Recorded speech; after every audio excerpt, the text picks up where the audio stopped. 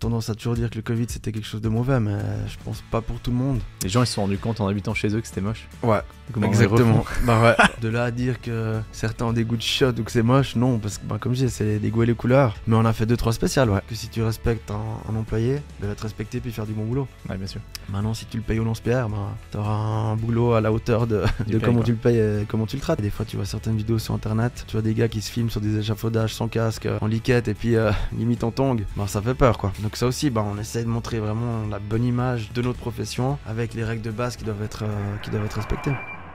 Hey, c'est Edouard, bienvenue dans l'After, le podcast dédié à l'immobilier et au monde du business en Suisse romande. L'objectif de ce podcast, c'est de vous permettre de continuellement apprendre même après votre journée de travail. Si vous appréciez le contenu, je vous demande une seule faveur, laissez-nous un avis 5 étoiles sur la plateforme que vous utilisez. Allez, bon épisode. Bienvenue dans ce nouvel épisode. J'ai la chance aujourd'hui d'accueillir Ludovic Jacquard de Cojal et Lolio. Salut Edouard.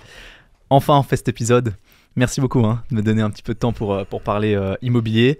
Tu as un parcours assez atypique dans le domaine de la construction, puisque tu as commencé par l'immobilier. Ouais. Donc, rapidement, explique-nous peut-être avec une courte introduction, 2 minutes, ton parcours, puis ensuite, après, on va rebondir sur les sujets de construction immobilier. Quelles contraintes on a? C'est quoi l'avenir de la liaison entre l'immobilier et la construction? Comment ça se passe, etc. Ok. Parcours atypique, j'ai fait à l'envers. J'ai commencé par un apprentissage d'employé de commerce dans une grande régie de la place, Bernard-Nico pour pas nommer, où j'ai fait 3 ans d'apprentissage, 1 année après au PPE, une belle expérience, bonne ou mauvaise, je te dirai plus tard, assistant, ouais. Okay. Et puis ensuite je suis parti chez DHR Immobilier à Puy, donc j'étais très jeune gérant, j'avais 20 ans. Là j'ai eu la chance de pouvoir gérer tout le family office. Gérant d'immeuble. Gérant d'immeuble, ouais. Gérant junior. Okay. Et puis c'était un parc très vaste, je vais pas dire vétuste, mais ancien, donc il y avait beaucoup de travaux. Ouais. Donc là j'ai vraiment appris à aimer la direction de travaux et puis la coordination de travaux avec tous les mètres d'état et puis tous les défis et les problèmes qu'on connaît. J'ai commencé le brevet de gérant d'immeuble. Ouais. J'ai pas été jusqu'au bout parce que j'en avais un peu marre. J'étais peut-être trop jeune aussi. Et puis après, je voulais partir dans le domaine de la peinture chez mon père. Et puis au dernier moment, il y a une place qui se libérait dans une autre régie lausannoise, dans l'Ouest lausannois. Ok, gérant d'immeuble toujours. Ouais. Okay. J'ai postulé, ils m'ont engagé. J'ai fait 2 ans là-bas. C'était magnifique parce que c'était une très bonne gérance. Et puis après, il fallait que je vole de mes propres ailes. Donc j'ai monté ma boîte en 2017, Jacquard Immobilier, avec laquelle je faisais de la direction de travaux, un peu de mise en valeur, du courtage. Et puis après, circonstances de la vie. Et puis en 2018-19, j'ai repris les rênes de Cojal. Ok. Intéressant. Donc, c'est quoi que tu as préféré, toi, dans le secteur de l'immobilier? Vu que tu as fait beaucoup de choses, en commençant par l'administration de PPE. Écoute, honnêtement, j'ai fait 13 ans dans l'immobilier. J'ai tout aimé. Ouais. Ouais. Même l'administration de PPE. Ouais. Tenir des AG et tout. Okay. Oui, parce que t'apprends à rester zen, à gérer des gens qui sont pas locataires mais propriétaires. Donc tu dois quand même prendre des pincettes souvent. Et puis c'est hyper intéressant. Après il faut être un petit peu psy, un petit peu conseiller. Il faut tout gérer quoi. Donc c'est ce que je dis. Ce qui est bien dans l'immobilier, c'est que t'es quand même, quand t'es gérant d'immeuble ou administrateur PPE, on est des généralistes. Ouais. Parce que tu dois quand même savoir gérer un peu de tout. Ça, je trouve que c'est hyper intéressant. Ok. Et courtage? Courtage, j'ai toujours pensé être un excellent mauvais courtier. Ouais. Et puis, évidemment, quand j'ai monté ma boîte, il fallait quand même que les sous rentrent. Donc, je me suis mis à faire du courtage 6 mois après la création de ma boîte. Et puis, ça s'est très bien passé. Parce que je faisais pas loin d'une vente par mois. Ok. Et puis, vu ma personnalité un peu atypique, comme je disais avant, j'ai jamais mis de costard, cravate, j'aime pas tout ce qui brille. Et puis avec les clients ça passait bien parce que y a un niveau qui est différent des autres. Ouais, voilà. Donc du coup ça s'est très bien passé. Ouais. Et puis je me suis éclaté pendant 2 ans à faire ça. Ok. Bon, ensuite tu as basculé dans la construction. C'est quoi Moi j'ai commencé un peu par le domaine de la construction, comme on a déjà parlé ensemble en off. Pour finir dans l'immobilier, c'est comme ça qu'on fait souvent. Le contraire de moi, c'est bien. C'est toi qui fais le contraire des autres. Et comment comment ça a été la bascule? Bah écoute, alors après c'était un choix, oui, parce qu'on a toujours le choix dans la vie. Après, comme j'ai dit, j'avais fait 13 ans d'immobilier, donc pour moi j'avais fait un peu le tour. Ouais. Et puis moi je suis quelqu'un qui... Je m'emmerde assez vite. Il Ouais. faut toujours des nouveaux défis, des nouveaux challenges pour aller de l'avant. Et puis du coup, moi, là, la reprise de la boîte de mon papa, ben, pour moi c'était une évidence. Du fait de mon parcours aussi avant, ben, j'avais quand même, comme on dit avant, un petit peu de connaissances dans tous les domaines. Peinture, on va dire un peu plus, parce que depuis que j'ai 4 ans, j'entends parler que de peinture à la maison. Ouais. Donc ça aide aussi. Et puis là, après, j'avais les plus gros enjeux il y a 5-6 ans, puis aujourd'hui, ben, ça reste la gestion du personnel. Ouais. Parce qu'on gère des humains, donc il faut... Ben, voilà, comme on l'a dit avant, on est tous différents. Donc évidemment, tu sais qu'avec un, tu peux dire ça, mais avec lui, tu peux pas. Et puis ben, ça, c'est vraiment, je pense, le plus gros défi aujourd'hui, c'est de gérer les humains, que ce soit employé ou client. Parce qu'aujourd'hui, ben, on sait que tout est, pas dire compliqué, mais différent d'avant. Et puis on est aussi habitué à avoir tout de suite. Ouais. Et puis ça, je pense, c'est quelque chose qu'on devrait un peu, des fois, prendre du recul. Et puis se dire qu'on a de la chance quand même d'être en Suisse. D'avoir quand même une qualité de vie qui est top, qui coûte, mais qui est top quand même. Parce qu'on a de la chance, tout fonctionne. Et puis là, des fois, on devrait prendre le temps de prendre le temps. Ouais. C'est comment, maintenant que t'es de l'autre côté, tu vois, où avant tu donnais des travaux donc à des sociétés de construction, maintenant que tu es de la construction, la société de construction qui reçoit les consignes, est-ce qu'il y a des choses dont tu te rends compte maintenant de ce que tu faisais avant ou vice versa, qui jouent moins bien? Quand je voulais toujours négocier les prix et puis presser les pauvres maîtres d'état pour les délais, bah, quand t'es de l'autre côté, tu dis ah mais allez c'est bon, tu peux enlever 300 balles et puis commence-moi ça demain, machin, nan. Puis maintenant que je suis de l'autre côté et puis qu'on me le fait, bah, tu vois que c'est pas comme ça, parce que bah, déjà les prix aujourd'hui c'est quand même très serré par rapport aux charges qu'on a. Ben, je veux dire, les charges salariales elles sont quand même elles sont élevées. Le matériel, il a fait que de grimper avec toutes les excuses qu'on connaît, Covid, guerre, etc. Et puis voilà, quand tu fais un devis, en principe, c'est une vérité, en tout cas sur les factures de nos fournisseurs, ouais. Donc après là, bah, quand tu fais un prix, théoriquement, tu fais un prix qui est juste. Après, évidemment, toujours avec un petit rabais pour les clients, pour les fidéliser, etc. Et puis les délais, ben voilà, c'est pareil, on peut pas, malgré qu'on a une équipe de 25 ou 30 bonhommes, ben t'as déjà des plannings, t'as déjà des chantiers en cours. Et puis non, je peux pas commencer demain la rénovation de ta maison parce que j'ai pas les ressources nécessaires, on peut pas. Donc voilà, ça c'est vrai j'ai appris maintenant que quand tu stresses d'un côté, ben de l'autre c'est pareil. Et puis c'est vrai que c'est moins drôle quand t'es dans l'autre situation. Ouais. Aujourd'hui vous êtes un peu plus de 30, hein? Ouais, une bonne trentaine, on arrive à 34. Quand j'ai repris, on était 9. Donc voilà, on a fait une jolie petite évolution en quelques années. Une belle croissance. Ouais. Le Covid nous a fait grandir aussi, faut le dire. Parce qu'on a tendance à toujours dire que le Covid c'était quelque chose de mauvais, mais je pense pas pour tout le monde. Les gens ils se sont rendus compte en habitant chez eux que c'était moche. Ouais, exactement. Bah ouais, en étant chez eux toute la journée, les yeux rivés sur le plafond. Et puis je pense qu'ils se sont rendus compte qu'il y avait des travaux à faire. Donc nous, pour parler un peu de chiffres chez Cojal, mon papa lui a toujours fait que de la gérance, on va dire 99% de gérance. Et puis maintenant, depuis le Covid, on a beaucoup développé les privés. Donc aujourd'hui, je ne vais pas dire des chiffres comme ça, mais je pense qu'on est à peu près à 60-70% de gérance, 20-30% de privé, et puis le reste les architectes. Donc ça, on a bien développé. Puis moi, le privé, voilà, vu le métier que je faisais avant, gérance, je connais, j'ai vu et revu. Donc voilà, le privé, c'est intéressant parce que voilà, tu refais la maison d'un privé qui a acheté sa maison, qui a mis tous ses sous dedans, qui a en guillemets le projet d'une vie. Donc c'est clair que c'est un autre boulot aussi. Puis on fait des autres, c'est un autre métier. Alors gérance, évidemment, qu'on adore la gérance, c'est du boulot qui est là tout le temps. Récurrent. On fait, mais voilà, gérance, c'est clair que c'est souvent tu fais des murs en blanc, que ce soit propre. Privé, tu t'éclates un peu plus parce que tu démontes des murs, tu remontes des murs, tu poses des beaux papiers peints, du stucco. Enfin, tu vois, c'est d'autres techniques de peinture qui sont quand même plus intéressantes pour certains peintres. Ouais. Donc ça c'est cool, ça nous éclate. Excellent. Là, vous êtes spécialisé dans la rénovation, c'est ça? Ouais. Combien ça coûte alors de refaire la peinture de son appart? De 3,5, 80 mètres carrés. Ça, c'est la question de tous les gens quand ils appellent. Bonjour, j'ai un 3 PC et demi, j'aimerais le repeindre, ça coûte combien? Ça, je peux pas te le dire. Je peux pas te le dire. Parce qu'on est des professionnels.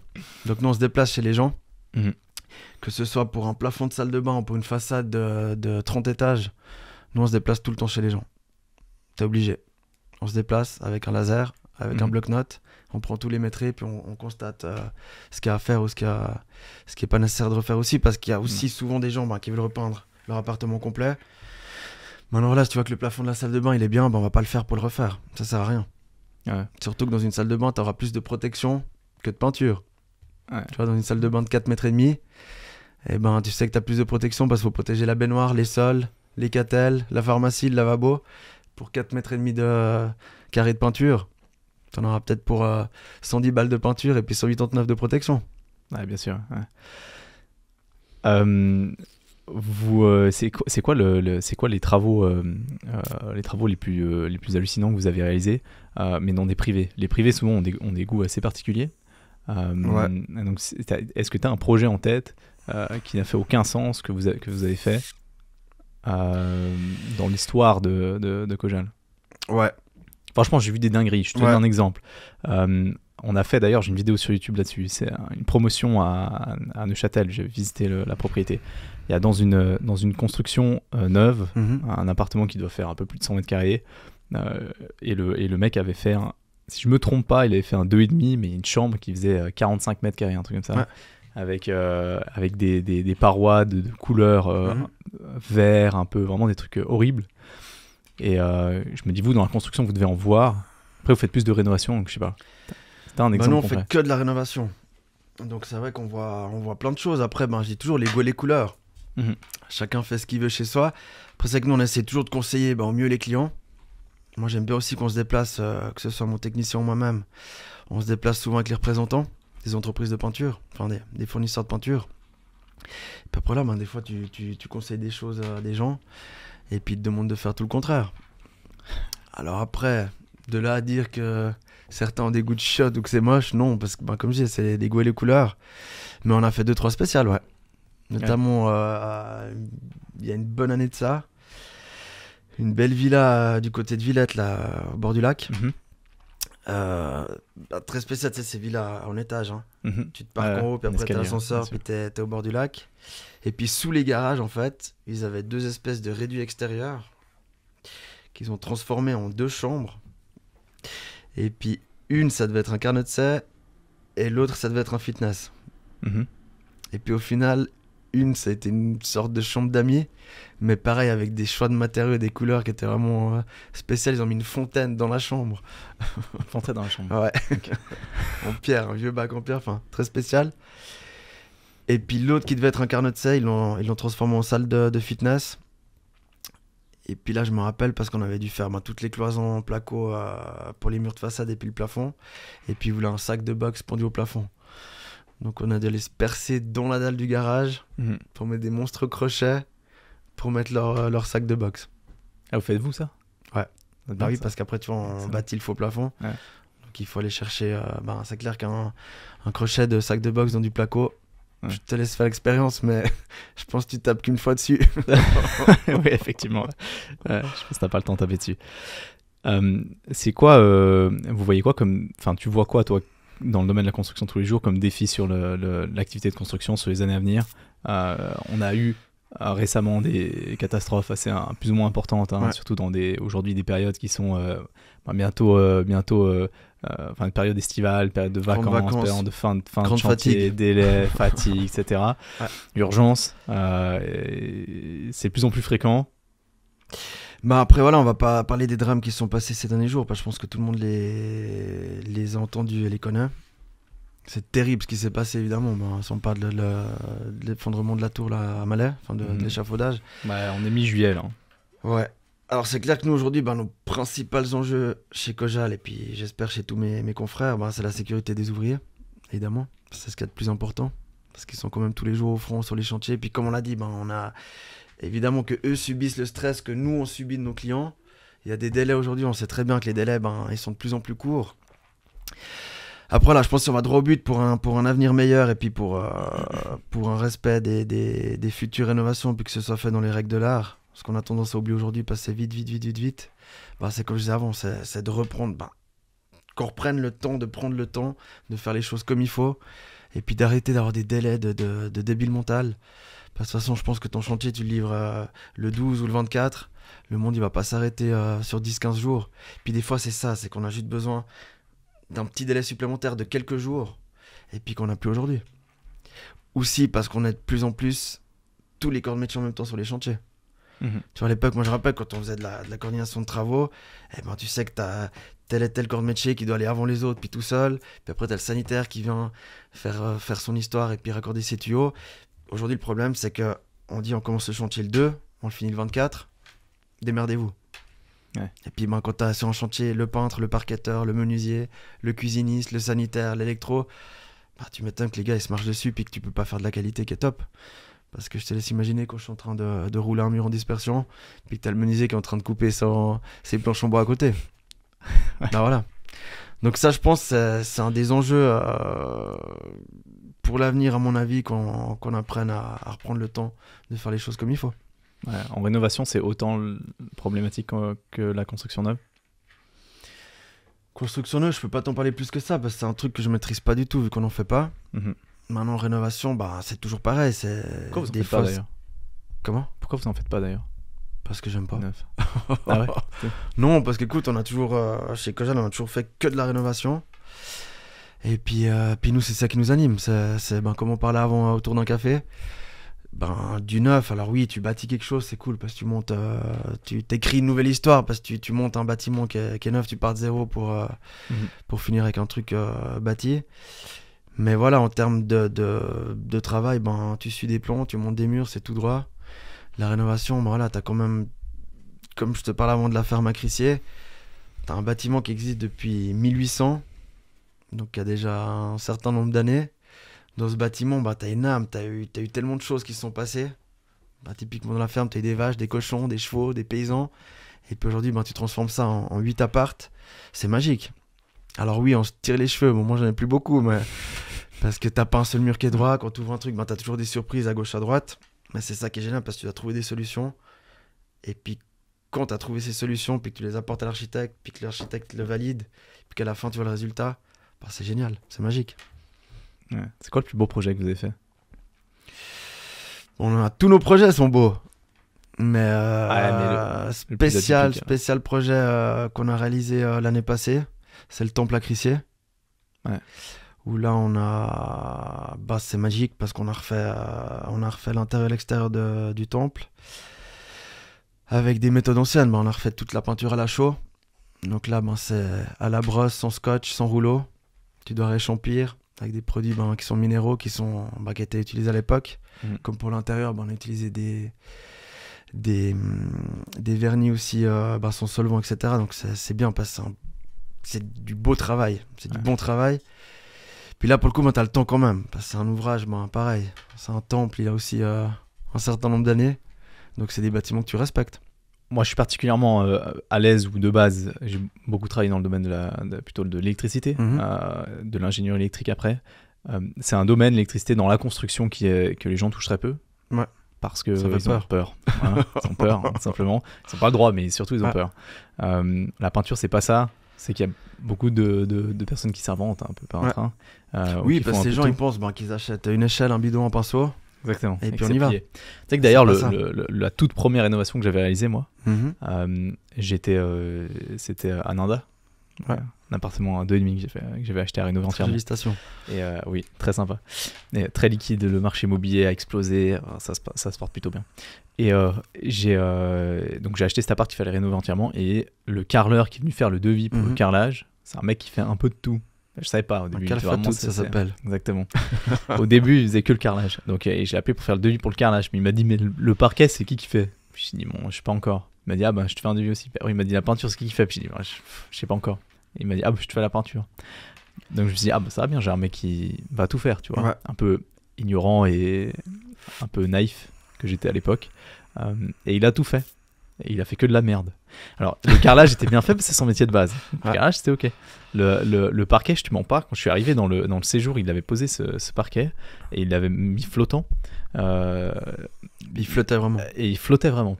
Il flottait entre les marches. Donc, c'est-à-dire, tu t'arrives, tu marches, et dans, tu sais, t'as les lames qui sont posées comme ça, et si tu marchais, tu basculais d'un côté ou de l'autre, tu vois, avec, en ayant un pied de chaque côté sur chaque planche. Et du coup, moi, je me rappelle très bien, on était dans l'appart. Je lui dis, viens marcher là. Et il marche dessus, il dit je comprends pas le problème. Et bon, au final, après de longues discussions, il a tout refait. Après, T'as pas dit pour le prix que je t'ai fait, c'est pas grave. Non, c'est un délire, quoi. Et la peinture, pareil. La peinture, tu rentres dans l'appart, et il y avait des fenêtres qui arrivaient en face donc, tu vois, qui rentraient dans le séjour, qui illuminaient bien le séjour. Donc toi, t'arrives et t'as des fenêtres en face qui illuminent comme ça le séjour, et tu lèves les yeux au plafond, et tu vois le soleil qui reflète les coups de rouleau comme ça dans tous les sens. Mais tu vois, moi, j'aurais pu faire la même chose, plus ou moins. Donc je me dis, comment vous battez, vous, au quotidien avec ça ?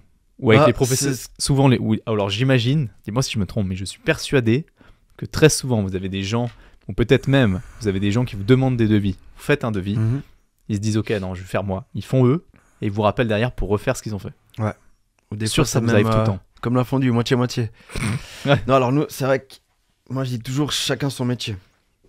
Nous, on est, Kojal a bientôt 30 ans, on est plâtrier peintre, on fait de la plâtrerie et de la peinture, basta. On va pas faire demain du carrelage, du parquet, du sanitaire, de l'électricité, du nettoyage, parce que chacun son métier. Puis si aujourd'hui on a tous des CFC, des métiers, etc., c'est pas anodin, c'est qu'il y a une bonne raison. Comme tu as dit avant, t'as refait ton premier appart, t'es tombé sur un calfatoute, mais t'as rien fait de bien. Ouais, peut-être un truc qui était quand même son domaine de base. Donc nous aujourd'hui, moi je dis toujours, des fois on a des clients, là j'ai reçu encore une soumission il y a pas longtemps pour une rénovation d'appart. Au-dessus j'avais un poste pour les sanitaires, remplacement des toilettes, du lavabo, de la pharmacie. Il y avait un poste déménagement, parce que c'est un appartement habité. Donc on devait prévoir les cartons pour mettre les affaires de la propriétaire en carton puis en garde-meuble. Moi j'ai appelé la dame qui m'a envoyé la soumission. Je l'ai remercié pour toute la partie plâtrerie et peinture. J'ai dit par contre tel poste. Voilà, ça c'est un sanitaire, ça c'est un déménageur, ça c'est un électricien. Et puis je pense que si tu veux qu'une rénovation elle soit quasi parfaite, parce que c'est jamais parfait quand même, parce qu'il y a toujours des petits détails, faut que tu prennes 1 mètre d'état par corps de métier. Et puis, comme on l'a dit avant, chacun sa spécialité. Et puis là, tu peux être sûr que les travaux seront bien réalisés. Mais si tu prends un gars... Alors, après, on dit toujours, évidemment qu'il y a beaucoup d'entreprises dans le domaine de la construction, dans tous les domaines confondus. Maintenant, moi, je dis toujours, je pense que si tu veux être au plus juste, il faut demander 3 offres.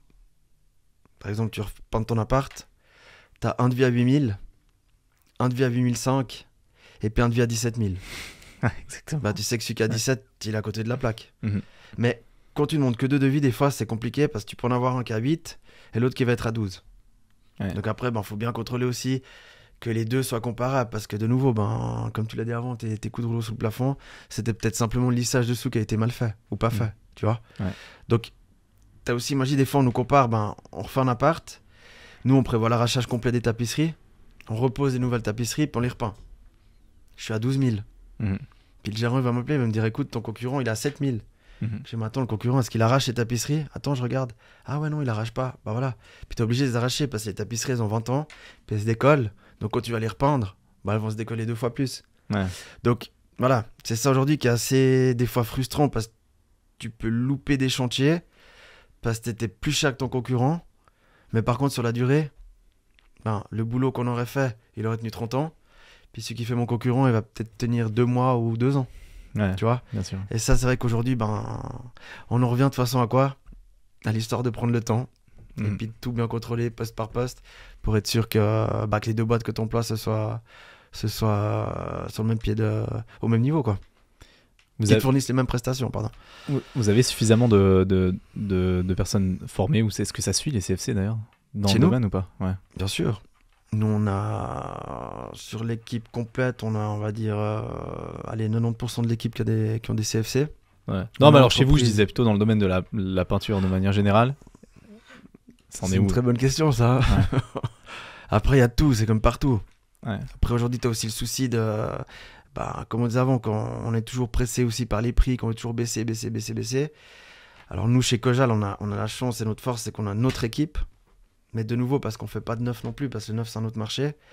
Et le problème aujourd'hui aussi dans le neuf, c'est que tu as une entreprise qui remporte le travail, parce qu'il a peut-être pété les prix ou bien fait des prix qui ne sont pas tout à fait justes. Du coup, il va donner ça en sous-traitance.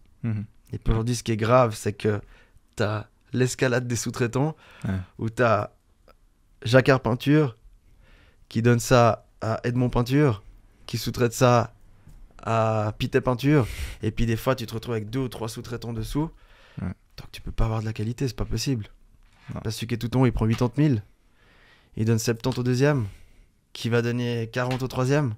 Tu peux pas, c'est pas possible. Ouais, c'est impossible. Et surtout qu'on a quand même chez nous des conventions collectives de travail qu'on doit respecter théoriquement à la lettre. En tout cas, chez nous, c'est le cas parce qu'on est fervent membre de la Fédération des entrepreneurs.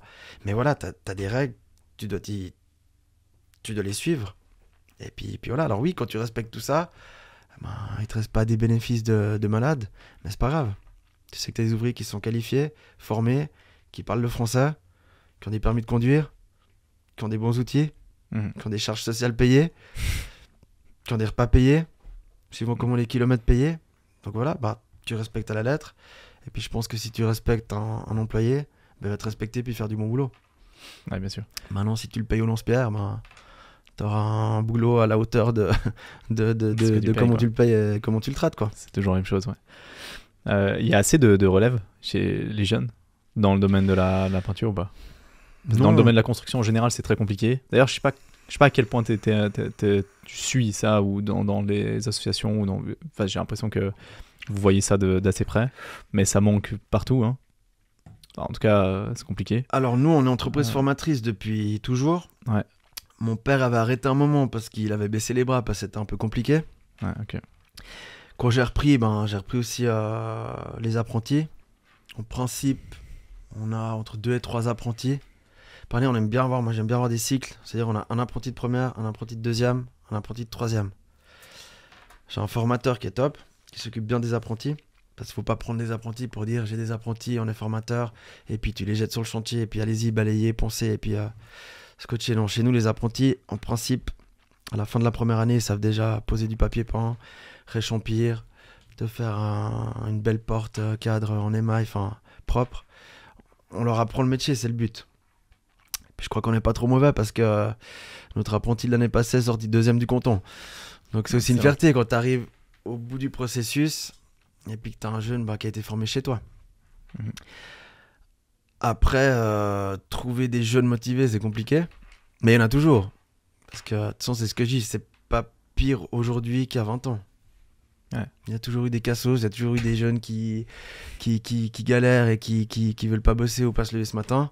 Mais il y a aussi toujours des bons jeunes qui sont là pour bosser, pour apprendre un métier, qui sont polis, respectueux, et puis qui aiment ce qu'ils font. Ça, c'est le plus important. Mais toujours, quand tu te lèves le matin, faut que tu te lèves avec la patate, puis tu es content d'aller bosser. Si tu te lèves en tirant la gueule, faut faire autre chose. Ça joue pas. Ce sera possible, du coup, dans le domaine de la construction aussi, de lutter contre la pénurie de main-d'œuvre, parce qu'il y a une pénurie quand même aujourd'hui, par la formation ou pas? C'est pas suffisant? Oui et non. Après, je répète, des employés qualifiés, t'en as toujours, il y en aura toujours. Ouais. Après, il faut juste trouver les bons, mais il faut aussi savoir les attirer chez toi, par un bon salaire, par des avantages nature aussi. Je veux dire, voilà, si t'as des locaux, on a déjà vu des peintres ou d'autres corps de métier qui ont un garage box avec 3 merdes dedans, c'est pas vendeur non plus, ça donne pas envie, tu vois. Donc nous, voilà, l'image pour moi, c'est très important. On a aussi on a de la pub qui se voit. Parce que je crois que c'est un peu comme ça que tu m'as connu. Très fort en communication.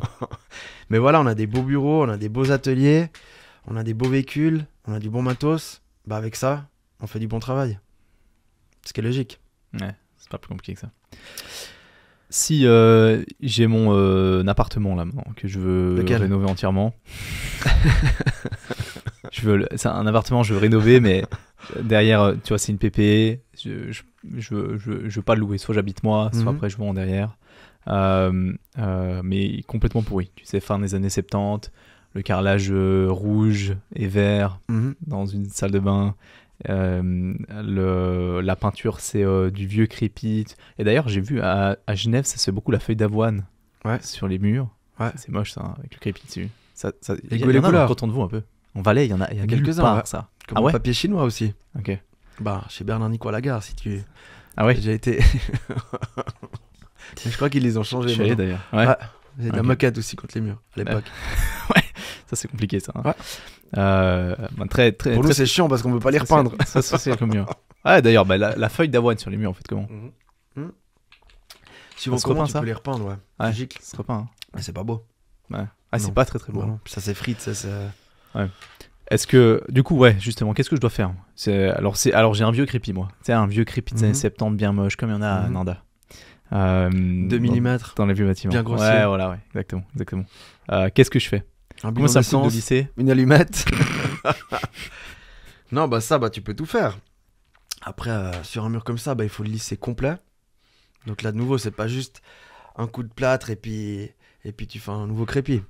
Déjà, ce qu'il faut savoir aujourd'hui avec le crépi, ce qui est compliqué, alors le crépi c'est top parce qu'à l'entretien, tu peux repeindre et puis c'est quasi inusable. Par contre, ce qu'il faut savoir, c'est que tu peux jamais retirer un crépi sur un crépi existant. Ah ouais? T'es obligé de lisser toujours complet pour retirer un nouveau crépi dessus. Ok. Puis avant de tirer le crépi, principe, tu fais une couche de fond d'accrochage, c'est mieux. Sinon ton crépi va pas tenir longtemps. Ok. Donc là, pour ton appart des années 70, ce que je te propose, c'est que tu me le vends. Pas cher, je le rénove, puis après je le revends. Non, là, c'est un lissage complet. Et puis après, tu retires un nouveau crépi. Donc si tu veux un truc assez moderne, tu fais un 0,5, très fin. Ouais. Et puis une ou deux jolies tapisseries à gauche à droite, des belles tapisseries décoratives. Ah ouais? Tu peux même t'imprimer sur tapisserie maintenant. Ah ouais? Tu fais beaucoup de tapisserie? Tapisserie, ça revient énormément à la mode, ouais. C'est vrai? Ouais, bien sûr. Ok. Alors nous, tapisserie, quand on entend parler de tapisserie, tu penses au vieux salon de ta grand-mère, la tapisserie avec les belles rouge. tapisseries à fleurs, ouais. Ouais. Pas du tout le cas aujourd'hui. T'as des magnifiques tapisseries. Tu peux avoir de l'imitation cuir, tu peux avoir des paysages, tu peux avoir ton portrait. Il y a vraiment des milliards de tapisseries. Kitsch, non? Ça peut être kitsch. Après, si t'aimes les choses kitsch, on peut aller dans le kitsch, hein, avec des beaux dessins non, mais moi, je veux un truc dorés. Je veux un truc qui plaît aux 80% des gens, tu vois. Ouais. Voilà. C'est ou un mur lisse, il faut qu'il soit bien lissé puis bien peint. Ou alors, comme je te dis, un petit crépi 0,5, même à la brosse, pour donner un petit style. Ça, c'est magnifique. Et puis toujours mettre une petite touche de couleur, une petite teinte. Ce que j'ai fait et que j'aime pas mal, moi, sur les apparts qui va très bien avec le vieux bois, par exemple, en montagne, c'est du crépi décor. Alors, je sais pas si ça se dit comme ça, mais ça se dit comme ça, c'est juste. T'as plusieurs masses, ouais. Et tu sais, c'est vraiment, c'est pas. Enfin, il y a très très peu de relief. Un petit relief que tu vois. Comme ça imite un peu la chaux, la peinture à la chaux. C'est brossé, c'est très très fin. Tiré. Ouais. Puis ça, au moins, ce qui est bien, c'est que c'est unique. On vient de le faire là dans une villa à Lausanne, une villa protégée. C'est du marmorino. C'est une petite masse justement que tu passes à la brosse sur 2 ou 3 passages. Et puis ce qui est cool, c'est que ça t'amène une structure. Et puis surtout que c'est unique parce que tu peux jamais tirer 2 fois la même chose. Donc ça, c'est vrai que c'est chouette. Tu le vois pas partout. Et du coup, combien ça me coûte mon mur au mètre carré pour faire ça? Je pars d'un crépi donc 2 mm qu'il faut lisser entièrement. J'ai pas la mémoire des chiffres comme ça. Et faut que je vienne chez toi et que je te fasse un devis. Bon, d'accord. Combien ça coûte un 2 pièces et demie à Montreux? Non, c'est pas ça. C'est mon mur, tu vois, avec crépi 2 mm que je lisse. Et ensuite, je fais un crépi décor assez très fin, sympa, mais pas du lisse. Tu veux quelque chose de structuré. Ouais. Tout dépend, il y a tellement de produits différents que là, ce qu'on va faire, c'est que je vais te prendre avec moi, on va aller chez un de mes fournisseurs. Puis je vais te montrer les différentes possibilités qu'il y a.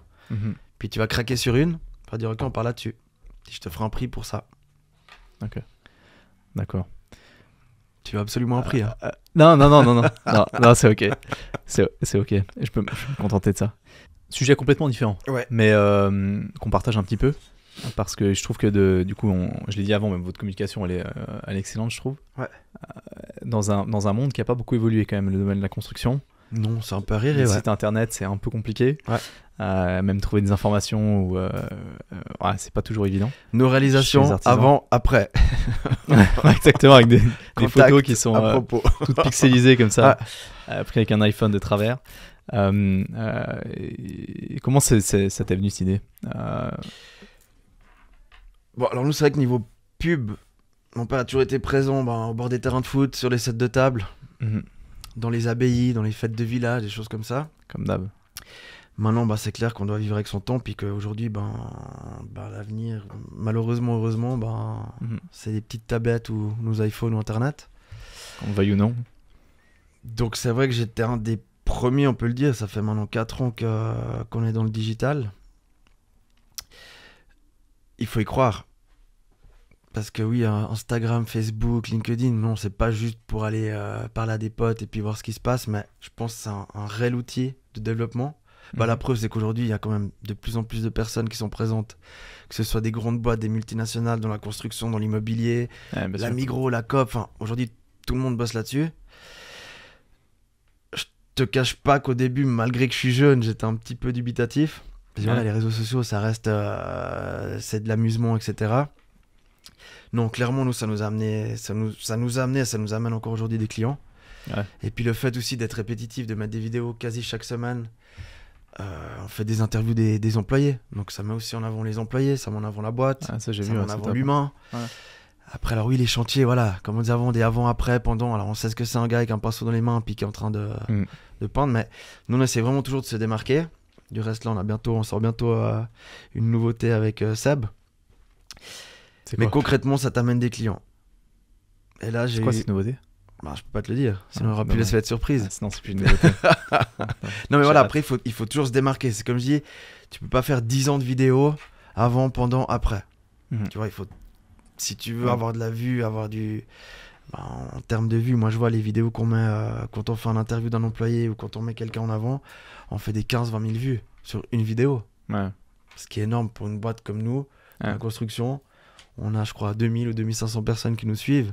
Et tu fais 20-30 000 vues sur une vidéo, c'est énorme. Ouais, c'est énorme, ouais. Mais ce qu'il faut te dire, c'est que sur ces 20 000 vues, il suffit que tu aies la bonne personne qui regarde cette vidéo et puis qui va donner du boulot. Ouais.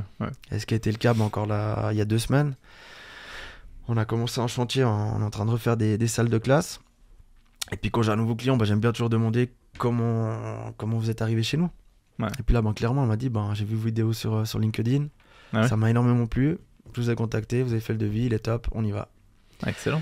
Donc voilà, clairement, l'investissement que tu mets dans les réseaux sociaux, dans quelqu'un qui sait bien le faire aussi, c'est ce qu'on disait avant, c'est un métier. Évidemment que moi, j'ai un professionnel qui s'occupe de ça. C'est pas moi qui le fais avec mon iPhone et puis le soir, sur le canapé, je fais mes montages. Non, tu confies ça à un pro, mais tu vois clairement les retours. Ouais, donc là, vous trouvez des clients avec ça. Est-ce que vous trouvez aussi du personnel? Ouais. Ça vous aide à trouver? Bien sûr. Ouais. J'en ai engagé 2. Alors, ça peut paraître con ou rigolo, mais par Instagram. Qui t'écrivent sur une vidéo Insta. Et puis qui cherchent du boulot. Tu lui donnes ton mail, envoyez-moi votre CV, il t'envoie son CV. Et puis voilà. Ça se fait comme ça vient. Ouais. Ça. Excellent.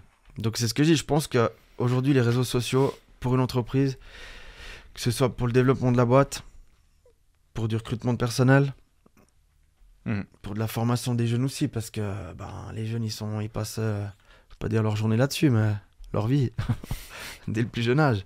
Donc voilà, c'est vraiment, je pense que c'est un outil de communication qui est top. Ouais, bon, magnifique. En tout cas, très bonne communication. Différent des sets de table. Clairement. Non, je trouve que vous êtes excellent là-dedans. Et je trouvais, effectivement, c'est comme ça que je t'ai écrit. Je trouvais ça excellent. Je trouvais ça remarquable. Pour une boîte de la construction qui est un peu comme le domaine de l'immobilier, tout est un peu vieillissant, il faut un bon coup de nettoyage, je pense, dans cette industrie. C'est quand même l'idée par l'ancienne génération.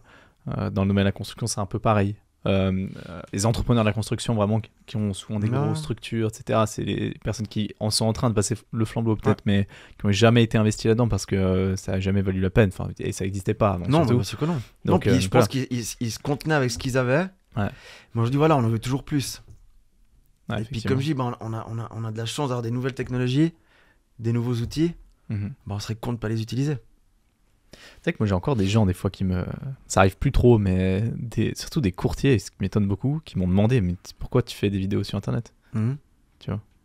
Puis tu réponds quoi? C'est fou. Et franchement, je sais pas quoi répondre. Tellement que c'est con. Tellement que ça me paraît con. Comme ça, je sais pas, je trouve ça fou. Et surtout dans le monde du courtage, tu vois, où vraiment au final... Le courtage, c'est un métier de marketing, un peu, hein. Marketing et sales, mais c'est du marketing, tu vois. Tu dois avoir des mandats, trouver des mandats, etc. Je trouve toujours hallucinant qu'on me pose ce genre de questions. Mais bon, je dirais... Jalousie. Ça... Non, je sais pas, mais il y a des gens qui comprennent pas à quoi ça sert, tu vois. Ouais. Il faut qu'ils testent, puis ils verront. Je sais pas. Ouais, mais après, il faut quand même un peu de résilience, hein. Oui, mais après, c'est comme tout, faut être patient aussi. Tu vas pas faire, je vais pas faire une vidéo ce matin et puis avoir 200 000 balles de boulot demain grâce à ma vidéo. Non, je vais faire ma vidéo aujourd'hui, je vais en faire une autre la semaine prochaine, encore une autre celle d'après. Et puis toi, tu vas avoir mes 3 vidéos, puis tu vas dire, ah ouais, ce qu'ils font, c'est cool, ça a l'air pas mal, je vais aller chez eux. Sérieux. Vous faites une pétée de likes sur LinkedIn. Ouais. C'est incroyable. Ouais. Vous faire énormément d'impression. Incroyable. Vous êtes trop fort. Vraiment, vous êtes trop chaud. Non, mais voilà, mais c'est cool. Puis c'est gratifiant aussi.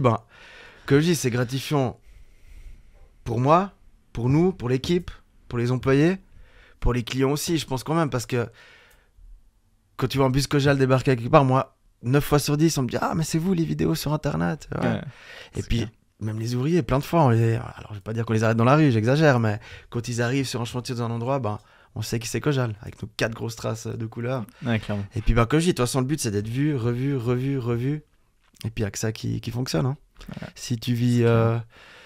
on dit vivant caché, vivant heureux, mais pour une boîte, je pense que c'est bien Pour le business, de compliqué. la montrer hein. et puis d'être présent partout. Ouais. Ouais. Ah, de base, j'ai fait ça que pour ça. Hein. C'était ma réflexion avant de faire des vidéos, c'était de dire, tu vois, moi je capitalise sur ma génération, je suis un peu jeune pour le domaine immobilier, c'est un domaine qui est l'idée par l'ancienne génération, les vieux, donc de toute façon je savais que j'allais m'exposer un peu à un monde assez fermé et conservateur. Et mon raisonnement c'était, je fais des vidéos pendant 10 ans, je capitalise sur ma génération, et puis si dans 10 ans ça n'a toujours pas marché, j'arrêterai. Parce que vraiment ça veut dire que... Donc voilà. Et 3 vidéos par jour pendant 10 ans. Mais bon, c'est du travail. Bah, bien sûr. Et voilà, puis en 6 mois, il s'est passé tellement de choses qu'au final, on n'a pas arrêté. T'as un peu plus de followers que moi, toi. Hein. Après, on pousse beaucoup, on pousse beaucoup. Hein. On en sort beaucoup. Et c'est pas la même industrie. Bien sûr. Mais je pense que là où toi, tu as été très très bon, c'est que votre communication, elle est basée sur Kojal. Bon, la communication, elle est basée sur Édouard Clerc, tu vois. Ouais. Et c'est très différent. C'est du personal branding, parce que Ludovic Jacquard, au final, c'est pas toi qui es mis en avant. Non. Souvent, c'est pas le but. T'apparais sur les vidéos, mais t'es délié de ça. Donc ça c'est top. Mais pour une boîte dans la construction, effectivement, j'en ai pas vu d'autres qui fait ça. Non, mais après c'était aussi un challenge au début de faire accepter aux ouvriers d'être sur des vidéos. Ouais, alors ça, c'est un défi. Tu vois, parce qu'au début, ils disaient, ah non, il y en a un, il voulait pas parce qu'il voulait pas se mettre en avant. L'autre, ça le gênait de machin. Puis après, quand tu leur dis, mais en fait, les gars, c'est génial. On vous voit en pleine action sur un chantier. Tu vois, Seb, il vient lundi, t'es en train de protéger. Il revient jeudi, t'as déjà blanchi la moitié des murs. Puis la semaine d'après, t'es en train de poser une tapisserie. Puis tu peux montrer ça à tes enfants. De voir en pleine action, tu vois. Ah ouais. Puis quand ils ont vu comme ça prenait, au fur et à mesure, les vidéos, les vues, etc. sur Internet, maintenant... Sur toute l'équipe, ils m'ont tous signé l'accord de droit à l'image quand même pour les vidéos. Ouais, et puis ils sont tous heureux d'être sur les vidéos. Ah ouais. Excellent. Je vais pas dire qu'ils se battent pour les interviews, mais c'est pas loin. Ouais, ok. Parce que tu mets en avant, vraiment, tu mets en avant une boîte et puis une équipe. Je veux dire, une boîte sans équipe, t'as rien. Enfin, tu peux avancer. Comme je dis toujours, on tire tous à la même corde. Et puis on est une équipe, quoi. Donc le but c'est qu'on soit tous au même niveau. Et puis tous contents d'être là pour faire ce qu'on fait, quoi. Ah, magnifique. Vous avez sorti combien de vidéos d'ailleurs Enfin, vous sortiez combien de vidéos dès le départ? Écoute, c'est vite vu, ça fait 3 ans et demi qu'on en fait, à raison de 4 vidéos par mois. Donc c'est toi le financier, je te laisse faire le calcul. Excellent. Mais on a une bonne centaine de vidéos. Ouais, bien. Ah non, c'est top. Puis même pour les clients, tu vois, c'est cool parce que quand tu refais une maison chez un client... Alors moi j'avertis toujours que j'ai un photographe qui va venir faire 2-3 photos, des vidéos, machin. Puis à la fin, quand tu remets une petite clé USB ou que tu envoies par mail le film final au client, c'est aussi un souvenir pour lui. Ouais. Tu vois, parce qu'il a la rénovation de sa maison, puis après il peut montrer pareil à son oncle, sa tante, ses cousins, ses frères et sœurs. Puis t'as vraiment un petit film complet avec l'avant, pendant, après. Ça, je trouve que c'est vraiment cool. Mais vous faites du long format ou c'est du court format? Non, il y a tout, entre des stories ou des réels de 5-10 secondes aux vidéos de 2-3 minutes. Après, on n'est pas non plus trop long, parce que tu vois, je pense que bien sûr. Quand je dis, tu regardes pendant 3 minutes, mais c'est captivant quand même, c'est intéressant. Moi, je vois maintenant même, quand je me balade sur LinkedIn, des entreprises de transport qui font des vidéos, c'est génial. Tu sais, quand tu regardes une vidéo qui n'est pas ton domaine, c'est captivant. Clairement. Tu vois, dans le transport, tu vois un gros camion avec une monstre grue qui livre du matériel, tu regardes la vidéo jusqu'au bout. Puis tu dis, cool. D'ailleurs, il y a un mec en France qui fait des vidéos incroyables. Je sais plus comment il s'appelle ce gars, mais toute sa communauté il les appelle les bichons. Salut les petits bichons, c'est Lolo dans son camion. Depuis quelques années je vous partage ma passion. Je suis un artisan ultra polyvalent. Quand il y a difficulté j'ai du MacGyver dans le sang. Mais je sais plus comment il s'appelle, c'est un français. Jérém Star.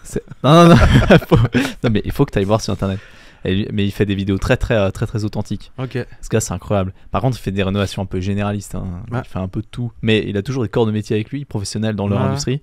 Il fait des vidéos avec eux dans ses rénovations. Et genre, il a rénové sa maison en entier, il explique tout comment il fait. Ouais. Et il prend tout le monde il prend vraiment son audience dans la rénovation, dans les travaux. Et c'est exceptionnel. Mais lui, il filme avec sa caméra qu'il a dans la main, comme ça, pendant qu'il fait des travaux. Il la pose sur une échelle pour se filmer pendant qu'il fait les travaux. Non, c'est excellent. Et c'est excellent. C'est extraordinaire, ouais. On dit ça, c'est comme je dis, je pense que ça captive les gens parce que, en fait, on connaît pas le métier des autres, souvent. C'est comme nous avons en peintre, tu crois que c'est quoi qui vient avec une échelle, un pinceau, un bidon, tu te blanchis les murs. Bah, pas du tout.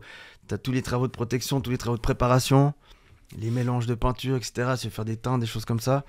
Donc, ça aussi, on y viendra plus tard, mais c'est ça qu'on veut aussi maintenant montrer au public, à tout le monde. Ouais. C'est vraiment les faces cachées, entre guillemets, de notre métier.